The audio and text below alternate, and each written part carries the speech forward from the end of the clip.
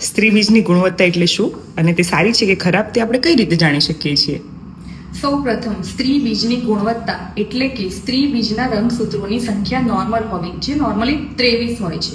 જો આ સંખ્યા 23 કરતાં ઓછી અથવા 23 કરતાં વધુ હોય તો તેને પુઅર એગ ક્વોલિટી કહેવામાં આવે છે. હવે ગુડ એગ ક્વોલિટી કોને કહેવાય? ગુડ એગ ક્વોલિટીની ઘણી સાઇન્સ છે, જેમ કે જો તમારી માસિક ધર્મ રેગ્યુલર હોય, સાયકલ તમારી રેગ્યુલર હોય તો, બીજું કે તમારા બ્લડ ટેસ્ટ કરાવો અને હોર્મોનના ટેસ્ટ નોર્મલ આવે તો, અને થર્ડ જ્યારે માસિક ધર્મના વચ્ચેના પીરિયડ દરમિયાન તમને થોડું પેડામાં દુખાવો થાય અથવા તો ભીનાશ લાગે યોનિમાં, તો કહી શકાય છે કે તમારે ગુડ એગ ક્વોલિટી હોવી જોઈએ. તો પછી પુઅર એગ ક્વોલિટીના સાઇન્સ કયા છે?